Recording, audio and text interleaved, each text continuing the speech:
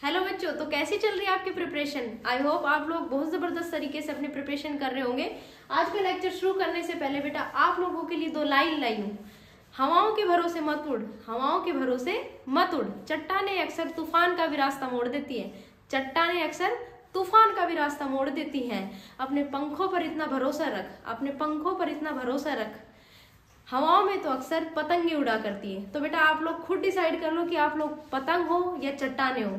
मुझे पूरी उम्मीद है जो मेरे बच्चे हैं वो सारे चट्टान है और टफ से टफ एग्जाम को भी मोड़ देंगी। ठीक है बेटा, बिना टाइम वेस्ट करे आज का अपनी क्लास शुरू करते हैं और पूरा इंटरेस्ट के साथ में आप लोग पढ़िए। फटाफट से अपने शॉर्ट नोट्स की कॉपी खोलिए और स्टार्ट हो जाइए अपने नोट्स बनाने की। ठीक है, जैसा मैंने आप लोगों को बताया था कि हम वाइटामिन्स पढ़ेंगे अगले लेक्चर में और न्यूक्लिक एसिड पढ़ेंगे। ठीक है, देखो बेटा वाइटामिन्स में जो चीज ध्यान रखने की है, कुछ डिजीज होती है उनको याद करना है, कौन सी विटामिन की वजह से हुआ है वो याद करना है। बट सबसे पहले मैं बता देती हूँ भाई, वाइटामिन्स एक्चुअल में सबसे पहले जब डिफाइन करा गया तो उन्होंने कहा कि जो ऑर्गेनिक कंपाउंड्स हैं और जिनमें फंक्शनल ग्रुप अमाइंस होते हैं उनको वाइटामिन्स बोलते हैं। But this is wrong concept. बहुत सारी विटामिन्स ऐसी थी जिनमें अमाइंस फंक्शनल ग्रुप नहीं था, फिर भी वो वाइटामिन्स की तरह एक्ट कर रही थी।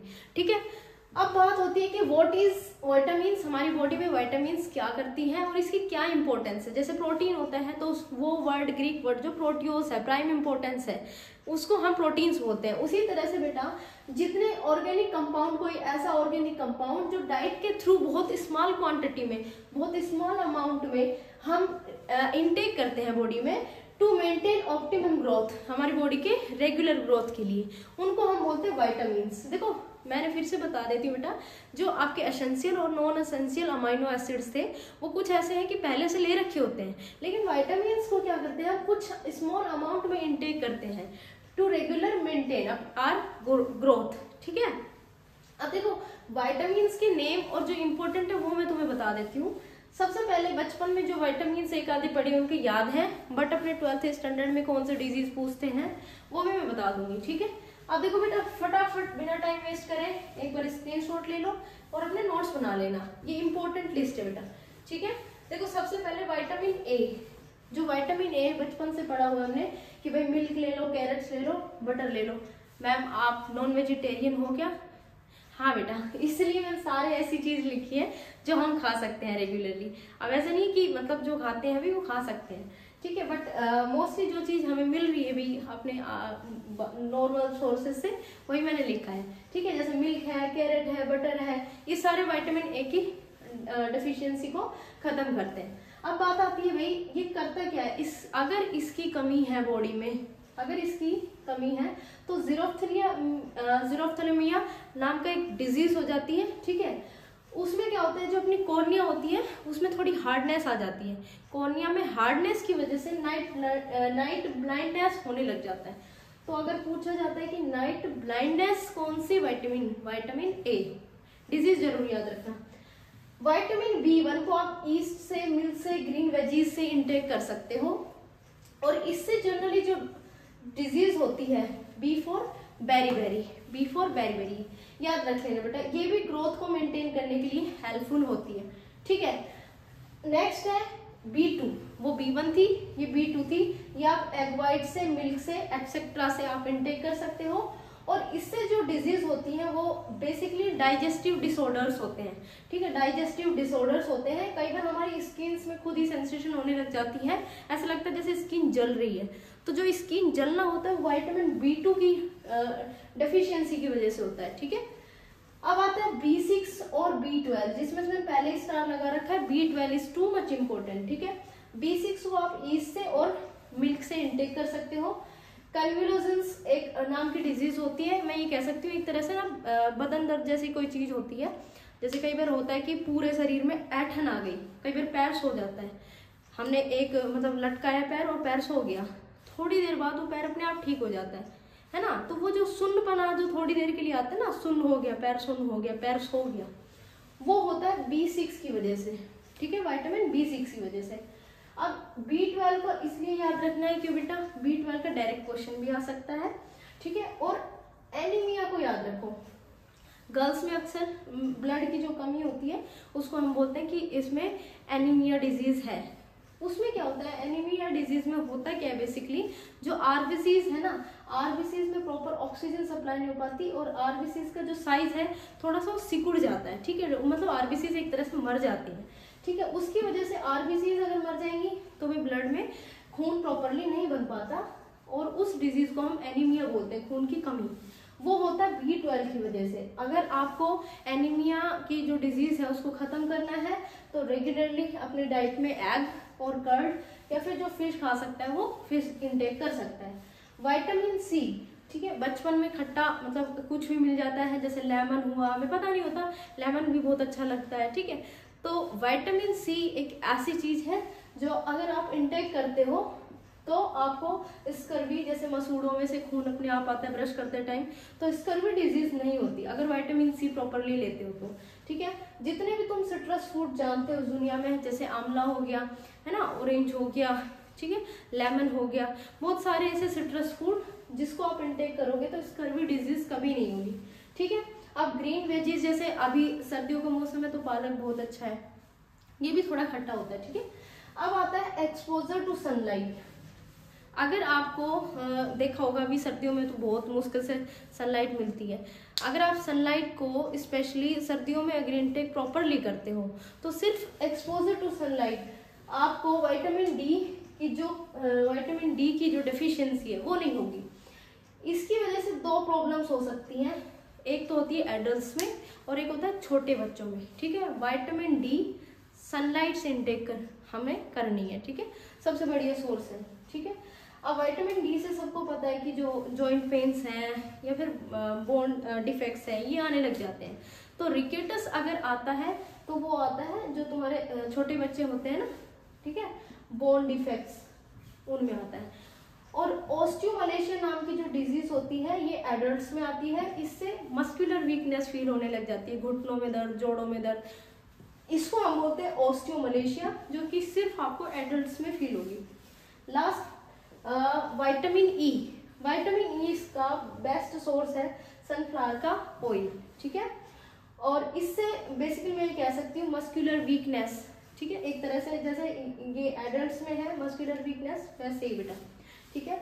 नेक्स्ट बेटा विटामिन की, देखो जितनी भी आपकी ग्रीन वेजीज हैं इनमें फाइबर, मतलब फाइबर खूब अच्छे अमाउंट में होता है, रेशियो बनाता है, फाइबर्स बनाता है, उससे क्या होता है जो ब्लड होता है, जैसे मान लो यहाँ पर चोट लग जाती है तो यहाँ से खून निकलने लग जाता है, लेकिन अगर वो खून लगातार निकलता रहे तो हम भाई हमारी भी मौत हो सकती है। तो उस पर फाइबर लाइक स्ट्रक्चर बनाने के लिए विटामिन के फिब्रिनोजन प्रोटीन रिलीज करती है। तो विटामिन के का बेस्ट सोर्स है वे ग्रीन लीफ, जो भी तुम्हारी हरी पत्तेदार सब्जी आती है उनको इंटेक करो रेगुलरली, तो आपका फाइबर बनेगा बॉडी में अच्छे से और उससे ब्लड की क्लॉटिंग टाइम से हो जाएगी, ठीक है। उससे ब्लड की क्लॉटिंग होगी जिसको तुम कोएगुलेशन के नाम से जानते हो, ठीक है बेटा। ये क्या है, सारी डिजीज जो आ सकती हैं उस पर आप टिक लगा लीजिए। B12 इम्पोर्टेंट है, उसके बाद में विटामिन के बहुत ज़्यादा इम्पोर्टेंट है, एंड ज़ीरोफ्थिलिया एंड बेरीबेरी ये बेटा इम्पोर्टेंट है, इनको आप टिक लगा सकते हैं, ये बहुत ज़्यादा इम्पोर्टेंट है, ठीक है। अब मैं थोड़ा सा इरेज कर देती हूँ और विटामिन का क्लासिफिकेशन शुरू करते हैं कि विटामिन को कैसे याद रखना है। विटामिन दो तरह के होते हैं, एक होता है फैट सोल्यूबल और एक होता है फैट इनसोल्यूबल, ठीक है। देखो विटामिन एक मैं कह देती हूँ water soluble and second is water insoluble. देखो बेटा जितने भी तुम्हारे खट्टे फ्रूट्स हैं वो बॉडी में वाटर में सोल्यूबल होते हैं, ठीक है। वो मतलब मैं ये कह सकती हूँ फैट स्टोरेज या फैट सोल्यूबल नहीं होते, ठीक है। तो वाटर इनसोल्यूबल और वाटर सोल्यूबल, तो आप इनको कैसे याद रखोगे, जितने भी इनसोल्यूबल है उसको आप याद कर लो ADEK, vitamin E, vitamin D, vitamin A and vitamin के, ADAK, ये सारे के सारे वाटर इनसोल्यूबल विटामिन होते हैं। ये क्वेश्चन बन सकता है बेटा, छोटा क्वेश्चन, ठीक है। And water soluble B and C and exception is B12, ठीक है। B12 इसमें एक्सेप्शन है जो वाटर सोल्यूबल नहीं है, वाटर सॉल्युबल नहीं है। बाकी जितने भी तुम्हारे विटामिन बी है और विटामिन सी है वो सारे वाटर सॉल्युबल है, एक्सेप्शन इज B12, ये वाटर सॉल्युबल नहीं है। तो ये क्लासिफिकेशन हो गया on the basis of solubility in water. B and C water soluble, A D E K water insoluble. Understand? I hope you understand. चलो बेटा अब आगे बढ़ते हैं विटामिन के बाद एंजाइम्स पर। देखो एंजाइम्स को मैं ज्यादा डिटेल में नहीं बताऊंगी, इन शॉर्ट आप लोगों को बता देती हूँ। बेटा एंजाइम्स इज नथिंग, आपने केमिकल काइनेटिक्स पढ़ा है, केमिकल काइनेटिक्स में हमने एक वर्ड पढ़ा है कैटालिस्ट। क्या पढ़ा है बेटा? कैटालिस्ट। बेसिकली कैटालिस्ट क्या करते हैं, किसी पर्टिकुलर सबस्ट्रेट के साथ में जुड़ करके रेट ऑफ रिएक्शन को बढ़ाते हैं, एक्टिवेशन एनर्जी को एक तरह से कंट्रोल करते हैं। ठीक है बेटा, ऐसे अपने बॉडी में पर्टिकुलर किसी चीज के साथ में जुड़ करके कोई चीज आपकी रिएक्शंस को बढ़ाए या घटाए, यानी कि एक तरह से कंट्रोल करे, उनको हम बोलते हैं एंजाइम्स। वो हमारी बॉडी में होती है इसलिए एंजाइम्स। ठीक है बेटा, तो एंजाइम्स का दूसरा नाम होता है बायोकैटालिस्ट। बायोकैटालिस्ट, ठीक है। Enzymes are basically biocatalyst. Catalyst का ही भाई है, काम सेम ही होता है। बायो कैटालिस्ट को ही हम एंजाइम्स बोलते हैं, जो एक पर्टिकुलर रिएक्शन को प्रोसीड कराने में हेल्प करते हैं। ठीक है, कैटालिस्ट की तरह ये भी अपनी जो होती है ना कंसंट्रेशन, उसमें कोई चेंज नहीं करते। अब इनका जो नाम रखेंगे हम वो कैसे रखेंगे, जैसे सपोज करो मैंने लिया माल्टोज, ठीक है, और माल्टोज से मुझे बनाना है ग्लूकोज। क्या बनाना है बच्चा? ग्लूकोज बनाना है। तो इसमें जो पर्टिकुलर आपका रिएजेंट है, जो आपके पास सबस्ट्रेट है, उसका जो नाम है उसके पीछे एज लगा दो। ठीक है, जैसे मेरे को जो इसमें एंजाइम डालना है वो मैं डालूंगी माल्टोएज। क्या डालूंगी बेटा? माल्टोएज। तो ये पर्टिकुलर एंजाइम हो गया। ठीक है, तो एंजाइम की डेफिनेशन और एक आधे एग्जाम्पल, बस एंजाइम में इतना ही काफी है। ठीक है, इसके बाद हम मोस्ट इम्पोर्टेंट जो थर्ड टॉपिक है और लार्जेस्ट टॉपिक है प्रोटीन्स के बाद, न्यूक्लिक एसिड की तरफ बढ़ेंगे। चलो बेटा देखो, इस बात को क्लियर कर देती हूँ कि न्यूक्लिक एसिड को पढ़ने की जरूरत कहाँ पड़ी। देखो, जो हमने एनेस्टर्स थे, पूर्वज थे, उससे हमारे पास बहुत सारे, जैसे मान लो अपनी हेयर की ग्रोथ है, ठीक है, कान का साइज है, ये मम्मी पापा से मिलता है, ये जो लाइन्स हैं ये मम्मी पापा से मिलती, और उनसे पहले उनके मम्मी पापा की उनके मिलती थी। तो ऐसा क्या भाई कि एक जनरेशन से दूसरे जनरेशन तक लगातार ये कैरेक्टर्स रिपीट हो रहे हैं। तो ऐसा कोई तो चीज़ होगी हमारी बॉडी में जो इनको रिपीट करवाने के लिए रिस्पॉन्सिबल है।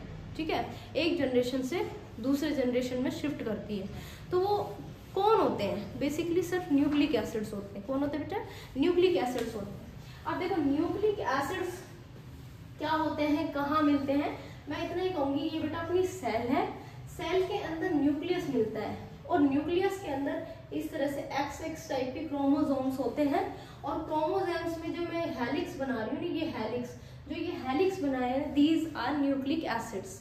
तो ये जो न्यूक्लिक एसिड है, जैसे मैंने कहा DNA, they are responsible for self duplication, और एक जनरेशन से दूसरे जनरेशन तक कैरेक्टर्स को ट्रांसफर करते हैं। ठीक है, अब आते हैं what is nucleic acid. Basically nucleic acid is nothing, transmission of inherent characters called heredity, उसको हम बोलते हैं हेरेडिटी। एनसीईआरटी में है तो बेटा अपन को भी याद करनी पड़ेगी। नॉन मेडिकल वाले बच्चे हैं, मेडिकल वाले तो समझ जाते हैं, तो नॉन मेडिकल वालों के लिए मैंने इसलिए स्पेशली जो चीज़ आ सकती है एग्जैक्ट वो वर्ड्स लिखे हैं इसमें। ठीक है, और वही वर्ड्स बताऊंगी ताकि बार बार कन्फ्यूजन हमें ना हो। हेरेडिटी हम किसको कहेंगे? एक तरह से जो जीन्स हैं या फिर कोई ऐसे हमारी कैरेक्टर्स हैं जो एक जनरेशन से दूसरे जनरेशन तक शिफ्ट किए जा रहे हैं, बेसिकली उसी को हम बोलते हैं हेरेडिटी। किसी तरह से अगर हमने टेम्परेचर में कोई चेंज कर दिया या एनवायरनमेंट में कोई चेंज कर दिया, उसकी वजह से जेनेटिक कोड्स चेंज हो जाते हैं और कुछ चीज़ें जो जानी चाहिए नेक्स्ट जनरेशन में वो नहीं जा पाती, इसलिए कुछ डिजीज़ हमें हो सकती है या हो जाती हैं अक्सर। ठीक है, इसी वजह से बेटा।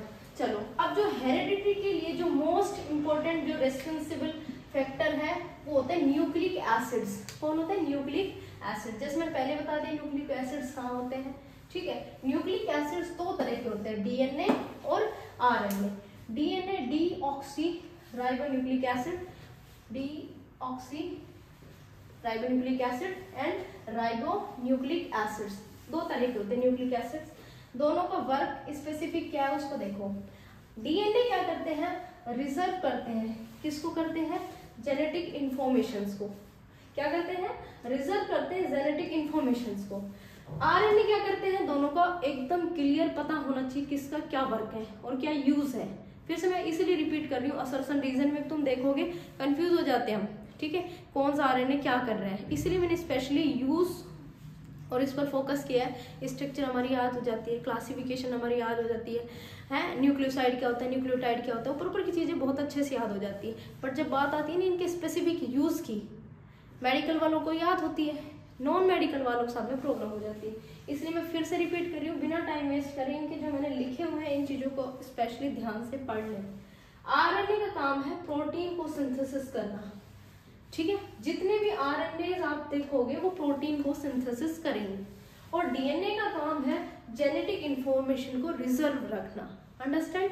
चलो अब आते हैं भाई यूज क्या है। जब बायोलॉजिकल इंपॉर्टेंस की बात होगी तो मैं ये कह सकती हूँ सेल्फ डुप्लीकेशन डीएनए करते हैं, पेरेंट डीएनए से डॉटर डीएनए तैयार होते हैं और एक जीन या फिर मैं कह सकती हूँ कि एक कैरेक्टर को दूसरे जनरेशन तक पहुँचाने का जो काम करते हैं बेसिकली डीएनए करते हैं, ठीक है। बट जितनी हमारी लेबोरेटरीज हैं जो मैं कह सकती हूँ उनके बेसिकली यूजेस कहाँ कहाँ हो रहे हैं, तो बेटा फोरेंसिक लैब्स में क्रिमिनल्स का आइडेंटिफिकेशन करने के लिए हम डीएनए फिंगरप्रिंटिंग या फिर लेबोरेटरीज में डीएनए टेस्ट हम करते हैं, उससे हमें क्रिमिनल्स का पता चलता है। यूजेस जरूर देख लेना, कई बार यूजेस से डायरेक्ट क्वेश्चन आता है, ठीक है। दूसरा है to determine paternity of an individual. भाई ये कह रहा है कि मेरे बच्चा है, ये कह रहा है मेरे बच्चा है, तो उसमें डीएनए टेस्ट हो जाता है, ठीक है। तीसरा यूज है आइडेंटिफाई डेड बॉडीज, ठीक है। ये भी बहुत अच्छा तरीका है कि कई बार पूरी तरह से बॉडी डैमेज हो जाती है तो हम उसका डीएनए टेस्ट करके पता कर सकते हैं कि किसकी बॉडी है, ठीक है। तीसरा है racial groups to rewrite evolution. बेटा इनको अगर आप रिजर्व रख सकते हो और उस चीज़ों में थोड़ा इवोल्यूशन करवा सकते हो सिर्फ डीएनए टेक्नोलॉजी के थ्रू, ठीक है। अब देखो डीएनए फिंगरप्रिंटिंग क्या होती है वो भी हम थोड़ा बताएंगे, बट इसके जो स्पेसिफिक मैंने बोर्ड पे यूज लिखे हैं उनको जरूर पढ़ लेना बेटा, ठीक है। चलो अब आते हैं आरएनए पे, जहां से भाई क्वेश्चन पूरे चांसेस है कि एक आधा क्वेश्चन आपको देखने को मिल सकता है इस वाले एरिया से। सबसे पहले पूछ लेते हैं कि व्हाट इज एमआरएनए। एमआरएनए को बोलते हैं messenger RNA. Understand. Messenger RNA का काम क्या है, प्रोटीन का सीक्वेंस तैयार करना। ध्यान रखना क्या करना, प्रोटीन्स का सीक्वेंस तैयार करना। दूसरी लाइन किसी स्पेसिफिक टाइप के प्रोटीन को सिंथेसिस करना। क्या काम है भाई इसका, सीक्वेंस इनटू प्रोटीन, किसी भी प्रोटीन में सीक्वेंस तैयार करना। ये अमाइनो एसिड यहाँ लगेगा, ये अमाइनो एसिड यहाँ, ये अमाइनो एसिड यहाँ, ये सीक्वेंस होता है बेटा। अमाइनो एसिड से प्रोटीन तैयार होता है। दूसरा है मेक स्पेसिफिक प्रोटीन, इसको आप कहो कि स्पेसिफिक प्रोटीन चाहिए वो ये बनाएगा। दूसरा है आरएनए। आरएनए को हम बोलते हैं राइबोसोमल आरएनए, ठीक है। ये क्या करता है, create new protein in translation process के थ्रू न्यू प्रोटीन को जनरेट टीआरएनए करता है। टी मतलब ट्रांसफर, नया फटाफट से करता रहता है प्रोटीन को, ठीक है। Create new protein in translation में नई प्रोटीन को तैयार करने का काम कौन करता है, आरएनए। मैम ये तो दोनों सेम हो गए, सेम नहीं है, वो स्पेसिफिक जनरेट कर रहा है और वो सीक्वेंस तैयार कर रहा है। ये क्या कर रहा है, ट्रांसलेशन में प्रोटीन को तैयार कर रहा है, ठीक है। लास्ट टीआरएनए, जिससे क्वेश्चन ज्यादा पूछा जा सकता है। एमआरएनए या टीआरएनए के ज्यादा चांसेस है। ये क्या करता है, टीआरएनए, सॉरी बेटा ये राइबोसोमल था, सॉरी फॉर दैट, ठीक है। TRNA transfer RNA, A link between the mRNA and the growing chain of amino acid. जो अमाइनो एसिड्स हैं जिनका हम सीक्वेंस बना के प्रोटीन तैयार करते हैं, उसमें टीआरएनए का काम यही है कि एमआरएनए के और अमाइनो एसिड के बीच का जो लिंक है उसको बनाए रखें, ठीक है, ताकि प्रोटीन सिंथेसिस प्रॉपरली चलता रहे। क्या करता है, link between the mRNA and the growing chain of amino acid that make up a protein, ठीक है, और एक प्रोटीन तैयार होती है। यहाँ पर खत्म बेटा, अंडरस्टूड। चलो अगला टॉपिक मैंने लिखा हुआ है व्हाट इज कॉम्प्लीमेंट्री डीएनए। ठीक है, कॉम्प्लीमेंट्री मैं ये कह सकती हूँ व्हाट इज cDNA। अगर इस तरह से क्वेश्चन आता है तो बायो वाले बच्चों को याद भी होगा, बट नॉन मेडिकल वाले सुन लो बेटा, cDNA इज नथिंग। आपको इस तरह से क्वेश्चन मिलेगा 5' to 3'। देख लो इसमें जो ये ABCD लिखी हुई है ना, इसको आप उल्टा करके लिख दो 3' to 5'। यही cDNA है, यही क्या है, रिवर्स ट्रांसक्रिप्शन है, यही बेटा कॉम्प्लीमेंट्री डीएनए है, यही रिवर्स डीएनए या रिवर्स ट्रांसक्रिप्शन है। ठीक है, इसी को हम cDNA बोलते हैं और इस तरह का क्वेश्चन मिल सकता है जिनको हम कोडोन्स बोलते हैं। ठीक है, जैसे मैंने लिखा हुआ है इधर 5' to 3', ATGCTACGAT, इसको उल्टा करके लिखेंगे तो मैं लिखूंगी 3', पीछे से स्टार्ट करते हैं TAGCATCGTA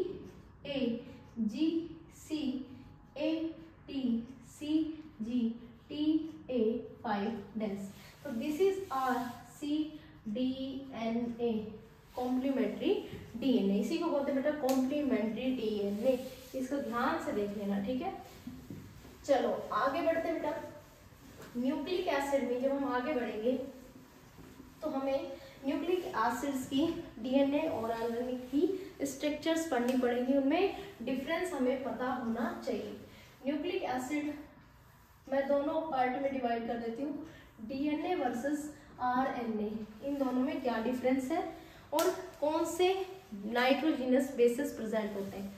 देखो सबसे पहले मैं ये कहूँगी जो डीएनए होता है इसमें पेंटोज शुगर प्रेजेंट होती है। ठीक है, आरएनए होता है इसमें भी पेंटोज शुगर प्रेजेंट होती है। फिर मैम ये डिफरेंस कैसे हुआ बताएंगे।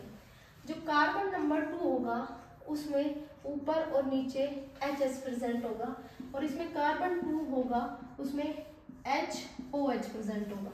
अंडरस्टैंड, ये पहला डिफरेंस है, यानी कि दोनों की पेंटोज शुगर में डिफरेंस होता है। दूसरा नंबर नाइट्रोजिनस बेस, इसमें एडेनिन डबल बॉन्ड बनाएगा थाइमिन के साथ और गुआनिन ट्रिपल बॉन्ड बनाएगा साइटोसिन के साथ। ये भी बताएंगे भैया नाइट्रोजिनस के टाइप्स हैं, adenine, guanine, thymine, cytosine, uracil. ठीक है, आरएनए में एडेनिन यूरेसिल के साथ डबल बॉन्ड बनाता है और ये तुम्हें जरूर याद रखना पड़ेगा ATAU, गुआनिन ट्रिपल बॉन्ड के साथ साइटोसिन के साथ में जुड़ता है। इसमें कोई डिफरेंस नहीं है, लेकिन इसमें डिफरेंस है। ATAU याद रखो, U आएगा सिर्फ आरएनए में और थाइमिन आएगा सिर्फ डीएनए में। अंडरस्टैंड बेटा, वेरी गुड। ठीक है, तीसरी बात जो आप लिख सकते हो, जो आरएनए होते हैं ये 2 स्ट्रैंड में डबल स्ट्रैंड्स बनाते हैं। ठीक है, इसीलिए वॉटसन और क्रिक ने डबल हेलिक्स मॉडल भी तैयार करा था। डबल हेलिक्स मॉडल मतलब एक लाइन 5' से शुरू होगी और दूसरी लाइन 3' से। जो 5' से शुरू होगी वो 3' पे खत्म होगी और जो 3' से शुरू होगा वो 5' पे, इसलिए इसको डबल स्टैंडर्ड मॉडल भी बोलते हैं। इसमें जो होता है वो सिंगल स्ट्रैंड्स प्रेजेंट होती है, मतलब एक लड़ी ऐसे, ठीक है, एक हेलिक्स मिलेगी, सिंगल स्ट्रैंड्स इसमें प्रेजेंट होगा। ये 3 डिफरेंस पेंटोज शुगर, दोनों के कार्बन 2 को चेक करिए। ठीक है, नाइट्रोजन बेस, एडेन के साथ थाइमिन, एडेन साथ में यूरेसिल। ठीक है, चौथा आप इसमें लिख सकते हो, आप अपनी तरफ से लिख सकते हो, जो आरएनएस होते हैं ये बेसिकली इनका काम यही है प्रोटीन को सिंथेसिस करना, प्रोटीन को बनाना। ठीक है, और डीएनए जो होते हैं वो सेल्फ डुप्लीकेशन करके कैरेक्टर्स को one generation to another generation में ट्रांसफर करते हैं। ठीक है, जेनेटिक इंफॉर्मेशन को सेफ रखते हैं। ये क्या बेटा, differences between DNA and RNA. चलो अब यहाँ से मैं इरेज कर देती हूँ, डीएनए और आरएनए ही पढ़ रहे हैं तो अभी इनकी बात हो जाती है पेंटोज शुगर की। देखो डीएनए और आरएनए की पेंटोज शुगर जब तुम बनाओगे तो दोनों में ही जो यूज होगी वो पेंटोज शुगर यूज होगी। कौन सी? पेंटोज शुगर यूज होगी। बीच में ऑक्सीजन लगाइए, इस तरह से बनाइए, ठीक है। बीच में ऑक्सीजन, इस तरह से इनकी बेसिक स्ट्रक्चर बना लीजिए, ठीक है। यहाँ यहाँ यहाँ यहाँ बॉन्ड बना लो और इनके साथ में जो ग्रुप्स जुड़ते हैं उनको लगा लो। मैंने बेसिकली तुम्हें बता दिया है, C2 पर चेक कर लेना। अगर C2 पर एक तरफ H दूसरी तरफ OH है तो वो RNA, और अगर दोनों तरफ H है तो वो DNA। ये 5th कार्बन है CH2OH, जो कि इसमें भी प्रेजेंट होता है CH2OH, ठीक है। यहाँ OH प्रेजेंट होता है, यहाँ H, यहाँ OH प्रेजेंट होता है, यहाँ H, यहाँ OH, यहाँ H, यहाँ H, यहाँ OH, यहाँ H और यहाँ H। मेन जो डिफरेंस था वो C2 का था, जो मैंने आपको पहले ही बता दिया। दोनों की शुगर समझ में आ गई, दोनों की स्ट्रक्चर समझ में आ गई, ठीक है। डीएनए में A डबल बॉन्ड T बनता है और इसमें A डबल बॉन्ड U बनता है। एडेनिन साथ में थायमिन जुड़ता है, एडेनिन के साथ में डबल बॉन्ड साथ में यूरेसिल जुड़ता है, ठीक है बेटा। अब मैं यहाँ से इसको इरेज कर देती हूँ। एक छोटा क्वेश्चन आ सकता है, न्यूक्लियोसाइड्स एंड न्यूक्लियोटाइड्स, दोनों में डिफरेंस बताती हूँ। न्यूक्लियोसाइड्स क्या होते हैं, इसको शॉर्ट फॉर्म में कैसे याद रखना है। न्यूक्लियोसाइड्स बेसिकली दो चीजों से मिलकर के बने होते हैं। पेंटोज शुगर, जो आपके पास अभी मैंने स्ट्रक्चर बनाई है, पेंटोज शुगर, जैसे मैंने ये डीएनए की पेंटोज शुगर ली, ये ठीक है। पेंटोज शुगर और एनबी नाइट्रोजिनस बेसिस, इन दोनों से मिलकर जो चीज बनती है वो साइड बनता है, साइड, ठीक है, साइड। अब है दूसरा न्यूक्लियोटाइड। मैडम न्यूक्लियोटाइड क्या होता है? देखो, जब आप न्यूक्लियोसाइड, दो डेफिनेशन लिख सकते हो आप। न्यूक्लियोसाइड, जो कि इसमें जो चीज इन्वॉल्व है, nucleoside plus phosphate group, plus phosphate group, जो नई चीज ऐड करी है मैंने, फॉस्फेट ग्रुप ऐड करा है, उनको टाइड्स बोलते हैं, न्यूक्लियोटाइड्स बोलते हैं। साइड किसमें? जिसमें फॉस्फेट ग्रुप नहीं होता, टाइड जिसमें फॉस्फेट ग्रुप होता है। या फिर आप दूसरी क्या लिख सकते हो कि पेंटोज शुगर हो, जिसमें pentose sugar plus nitrogen base plus phosphate group, जो तीनों चीजों से मिलकर बने होते हैं उनको न्यूक्लियोटाइड बोलते हैं। क्या बोलते हैं बच्चे? न्यूक्लियोटाइड बोलते हैं। चलो अब इसको अपन कंप्लीट कर लेते हैं। जैसे सपोज करो मैंने ये स्ट्रक्चर उठाई और यहाँ पर मैंने लगा दिया NB, नाइट्रोजिनस बेस, ठीक है। अगर नाइट्रोजिनस बेस और ये जो मैंने पेंटोज शुगर लिखी है, अगर ये दोनों ही है प्रेजेंट, तो इसको बोलते हैं न्यूक्लियोसाइड की स्ट्रक्चर। क्या बोलते हैं बच्चे? न्यूक्लियोसाइड की स्ट्रक्चर, ठीक है। लेकिन अगर मैं नाइट्रोजन बेस और इधर इस ग्रुप को थोड़ा सा एनलार्ज कर देते हैं, ब्लू पेन से लिखते हैं, फॉस्फेट ग्रुप लगा देते हैं यहाँ पर, P double bond O double bond O, ठीक है, O। यहाँ पर ये ऑक्सीजन है, तो इसमें कितने ऑक्सीजन है? 4, PO4, ठीक है, 3 माइनस, ठीक है बेटा। तो ये फॉस्फेट ग्रुप जब लग जाता है तो उसको बोलते हैं न्यूक्लियोटाइड। क्या बोलते हैं बच्चे? न्यूक्लियोटाइड। अंडरस्टैंड? इसको फटाफट से आप लोग ड्रॉ कर लीजिए, फिर अपन आगे बढ़ते हैं, ठीक है। यहाँ से इरेज कर देते हैं, आप आराम से न्यूक्लियोसाइड और न्यूक्लियोटाइड को ढंग से देख लो। दोनों की डेफिनेशन एकदम क्लियर होनी चाहिए, टू द पॉइंट आप लोगों को पता होना चाहिए। अब how to ready poly nucleotide. Poly तो बहुत सारे न्यूक्लियोटाइड जोड़ने के बाद बनती है, हम सिर्फ डाई न्यूक्लियोटाइड बनाना सिखाएंगे। How to draw di nucleotide, इसका बेटा क्या तरीका है? 5' 3', दो चीजों को ध्यान रखो, 5वां कार्बन और दूसरा कार्बन आप लोगों के यूज होगा, ठीक है। तो क्या करना है, सबसे पहले एक स्ट्रक्चर बना लो न्यूक्लियोटाइड की, जो अभी हमने बनानी सीखी है। न्यूक्लियोटाइड की स्ट्रक्चर बना लो, ठीक है। और न्यूक्लियोटाइड की स्ट्रक्चर बनाते टाइम यहाँ पर लिख दो NB, नाइट्रोजन बेसिस, यहाँ OH, यहाँ H, यहाँ OH, यहाँ H, ये होगा CH2O, single bond P, double bond O, O negative O, ठीक है। This is our phosphate group. Carbon number 1, 2 और 3, इस 3 वाले कार्बन को आप यहाँ पर टारगेट कर लो।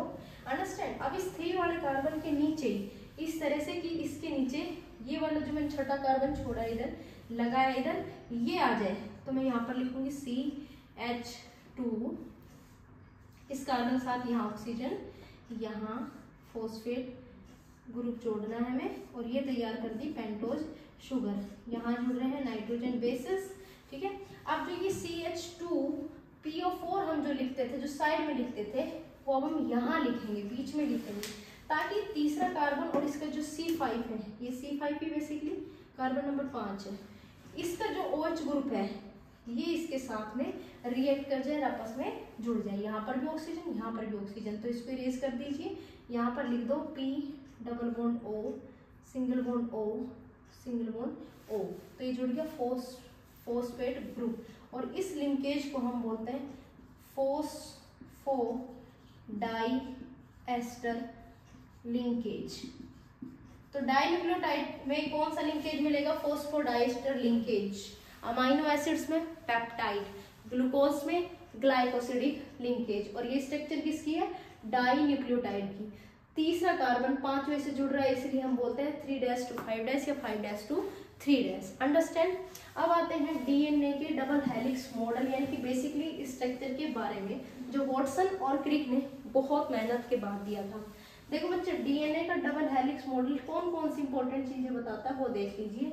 डीएनए का डबल हेलिक्स मॉडल कहता है कि भैया जो तुम्हारी ये जो चेन बनी हुई है, ये बेसिकली पेंटोज शुगर से तो तैयार करी गई है, पेंटोज शुगर से तैयार करी गई है, और दोनों लड़ियों के बीच में, दोनों जो स्ट्रैंड्स हैं इनके बीच में कुछ बॉन्ड्स प्रेजेंट होते हैं। उन बॉन्ड को हम बोलते हैं हाइड्रोजन बॉन्ड। ये बहुत इंपॉर्टेंट है बेटा, ठीक है।